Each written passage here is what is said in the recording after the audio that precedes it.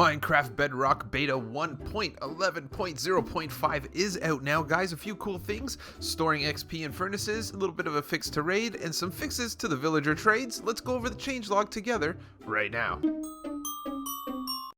Hey there, guys, Skippy here for Room Skippy 6 Gaming. Guys, coming to you from Tutorial Land. No, it's not a tutorial. This is a random beta world. Guys, there is a new beta. It just came out not that long ago. I don't see anybody else retweeting it because earlier today they tweeted, oh, it's coming out later today. And when that happens, usually people don't, sit there and wait. But I just so happen to throw the beta on right now, and guess what? It's right here. So if you don't know how to get into the beta, guys, there's a video in the description that tells you how to get into the beta for Bedrock. That will head you that way. If you want to look at the changelog without any sort of, me telling you about it, a link to that is in the description below as well. So for this one here, guys, let's go for 471 likes. If you're one of those dudes, don't forget to hit me up below. So guys, Twitter. Always follow me on Twitter. That's where I find out about these betas, and then I make the videos, and then I tell you about it, and yeah, then we're good to go. So let's do this. We're going to start this guy off, and we're going to start it off with pretty much the main function on this one here. Is the one thing that stood out to me, guys, honestly, is storing XP. So basically, you're going to see that now you can actually have all of this stuff. Basically, this whole thing a whole stack went through there, right?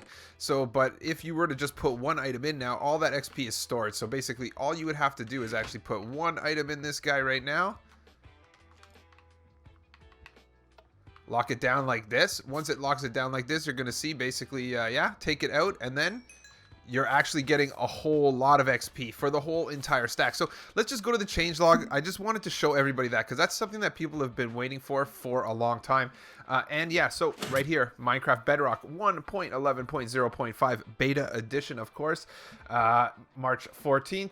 2019 changes added even more new textures to blocks and items, including stained glass. So we could go look at that after. We're going to go through all these things after, and I'm even going to maybe try to entice a raid. If they're fixed properly, we will find out. Fixes, crashes, performance. Fixed several crashes that occurred during gameplay. Guess what? Number one on that list every single update. So let's keep going. Fixed a crash that could occur when importing a 1.10 beta world with experimental gameplay disabled.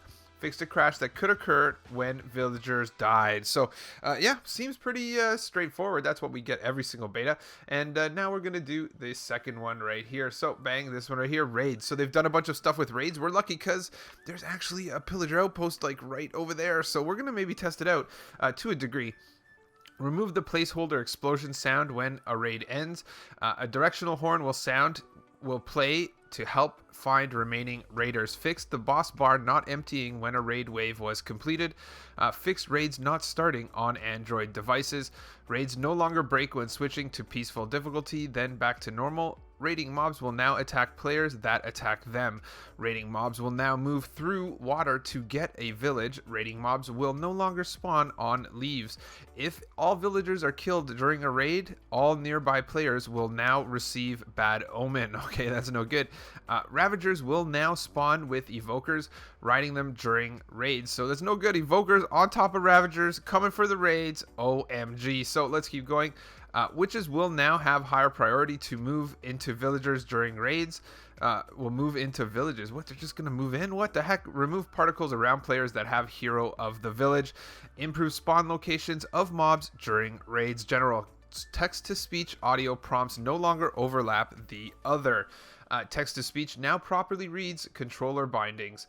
World generation. Fences generated in water in villages are now surrounded with water. Yeah, that's pretty interesting. So trees no longer spawn one block above the ground in a village animal pens. So I noticed there was a wonky tree here. We're going to check it out in a second, actually. I think there was no trunk. So let's keep going. Fix some sleepwalking villagers. Mobs can now path their way through waterlogged blocks such as seagrass.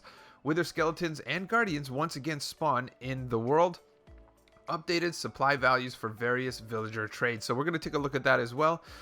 Wandering traders no longer change their offers after exiting and re-entering a world. So that would be kind of a way to game the system. You would just kind of go in and out, right? Iron golems that spawn in a village now retaliate against attacking players. Improved Ravager pathfinding. Villagers now take breaks every once in a while. So this is part of their new trading system. They got to go to sleep. They got to take naps. They got to do this sort of thing. This kind of was introduced to us last week, but now it's in Java Edition 2, so a lot more people are talking about it. Pillagers no longer float in midair after killing a Ravager with a riding Pillager. So that's number 2. And yeah, last but not least, we have a few smaller changes here. This is the one that I showed you already. XP can now be stored for auto smelters using blast furnaces and smokers. So I guess we'll see. I put a regular furnace there. I don't know if it'll work. I actually have it set up. We could test it after. TNT once again launches away from explosion. Added a placeholder sound for villagers interacting with the fletching table. Happy villager particles now appear over a job site block when it's claimed by a villager, or angry particles when a villager cannot reach the block. So happy villager particles is a thing. It now has to do with the trading, guys. You got to have happy villagers or they won't trade with you.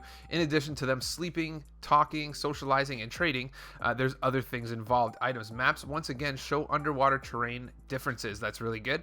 Before it would just be solid blue. User interface. The output slot of the cartography table no longer overlaps the text field in the Pocket UI on Android devices. Selecting a trade on the left side. Selecting a trade on the left side of the trading screen with a controller will now complete a trade. The outline of the saddle item on a horse inventory screen now matches the new saddle texture. Fix the lack of controller tooltip for interacting with the lectern. The loom screen now displays banner patterns correctly when using HD texture packs. Fixed overlapping boss bars when using touch devices. Trades no longer auto-populate the trade input slot. Villager trades that are now locked are no longer appear until the villager levels up. So we're going to test that one out too. That's pretty much the two things we're going to look at. And then at the end of this, I think we're going to do a silent part. Again, if you want to look at that changelog, it's in the description. We're in a village right here. So basically, here's what we have. So long story short, I don't know. I think we can actually go to, you know, we have something to test here. Let's go right into survival and we can test the actual XP. So first of all, I feel like they've changed this UI. This UI is now see-through. Before it was not see-through. I feel like whether they put that in the UI or not, I noticed this was different because when I loaded it up, it changed it and now you can see through the background. I feel like that's a change. So let's go over here and let's turn default game mode to survival so we can see exactly what goes on. I hope there's no skeletons standing right next to me. Okay, so we have 2 levels. We basically got 2 levels of XP because it, on this one here, had gone through the whole stack. So you could see that it saved it at the beginning, right? So we want to see if it works like that on a regular one. So first of all, let's go here and let's make sure. So we got all this iron here. Inside here is another iron. So we should put, if we put one iron block in there, we should get, you'll see, usually one would just be a couple little bars there, right? But we should get a lot more. So what we're going to do is actually let this guy go. See, all the XP goes out. Okay, so what we're going to do is actually let it drain. So let it drain first. Take this iron right here. And then what we're going to do is after it's drained out of this guy, we have to wait for it to drain. Then we're going to put in one. And if we get like, you know, 2-3 levels, that means it does store it. And we're going to test the same thing on this furnace here. Because I just want to test it out because honestly, that's the biggest, most important deal to me in this whole update, I think. So once this guy goes through like this, we're going to go like this. We're going to lock it. We're going to put one iron in. And we should get lots of levels. You know, basically that's how that works. So let's leave it. We're at 2. So when we pull this one iron out, it should store all of that XP that has gone through the system. So let's go. We're at 2 and change, you know, right there.